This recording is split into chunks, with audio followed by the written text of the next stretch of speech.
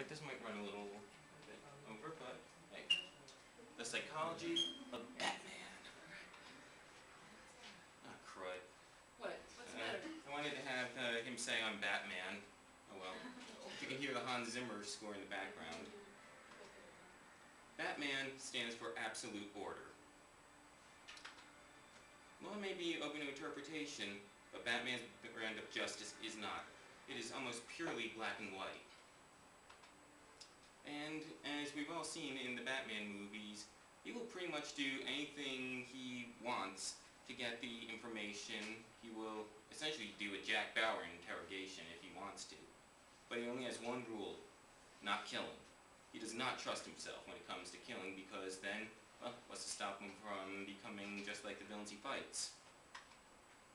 And that is the only reason why Gotham City tolerates him, aside from the runaway corruption. Batman's origins. This one, everybody knows. Now, Batman witnessed the murder of his parents. Crud.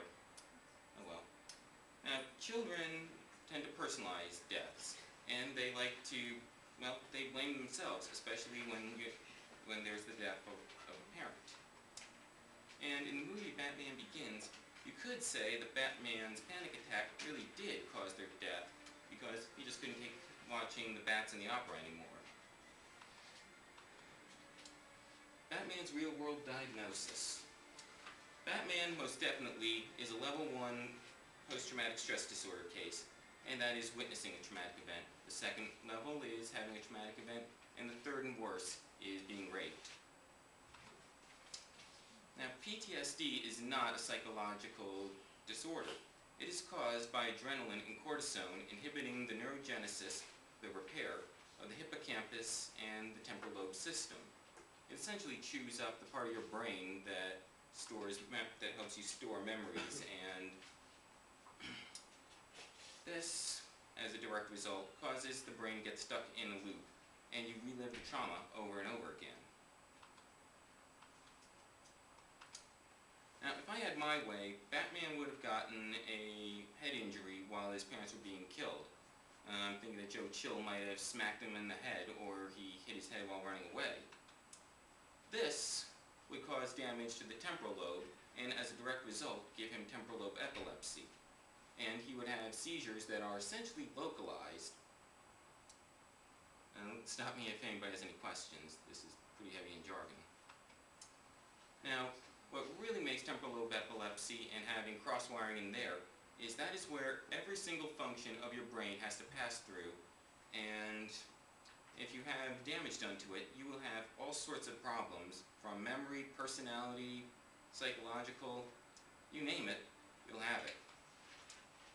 And of course, hallucinations and dysfunction of these, like I said, are the common symptoms. Now, if you were to go with the so-called psychological diagnosis, I would have to place him with borderline personality disorder, although clearly he is an epileptic. So here's the question: what if Batman was a real person? Long and short of it, a nutcase. And here is a little bit of what Alan Moore said about deconstruction of Batman. The Joker, the most terrifying villain of them all, and that quote pretty much encapsulates him. Now, here's the question. Oops. Who is the Joker? The Joker, well, he comes out of nowhere. Nobody knows what he is or where he came from, and whenever he does tell stories of his past, they're always contradicting each other, as seen in The Dark Knight and even in the comic books themselves. If Batman is order, the Joker is his exact opposite, the embodiment of pure chaos. And the Joker essentially lets his id run free. He doesn't have any inhibitions. He's unpredictable. You can't reason or negotiate with him. And because of what they represent, he and Batman will always be locked in an eternal struggle. Good and evil, yin and yang.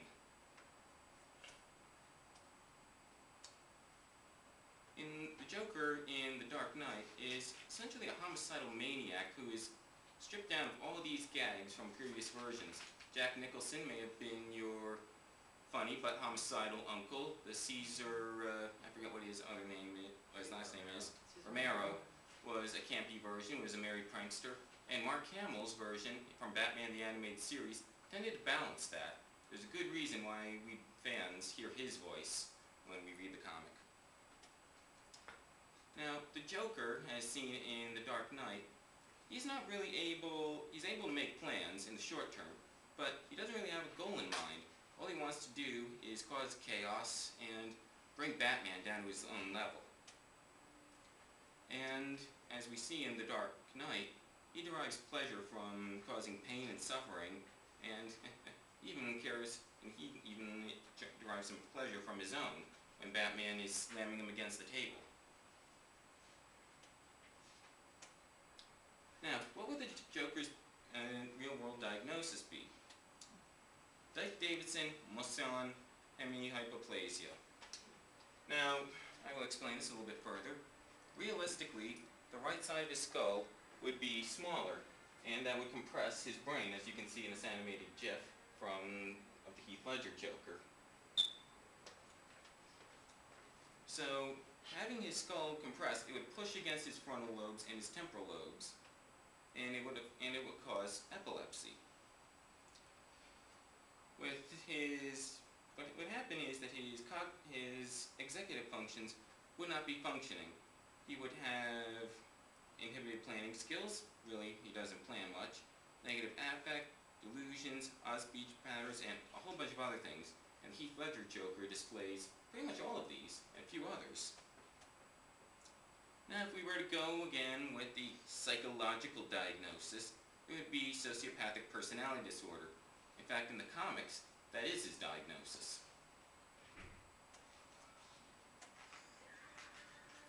If the Joker was real, good God, you do not want to know. His crimes are completely random and brutal. Nobody would know where, when, and how he might strike. And in The Dark Knight, he does all sorts of things. And let's face it, you'd be the ultimate criminal. There is just no comparison. Manson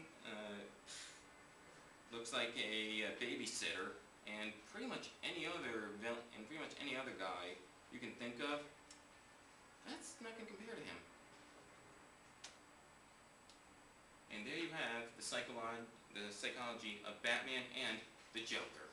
Very cool. Any questions? Too bad my music wasn't playing. So which Joker did you like the best? The Heath Ledger Joker is definitely the most terrifying, but I really like the Mark Hamill version because he has a direct balance of the homicidal maniac and the comedian. Although, like I said, the Heath Ledger Joker, boy.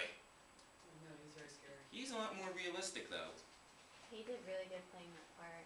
Mm-hmm. Yeah. I mean, I was watching it on cable, and it was like midnight, and I was just so enthralled with him.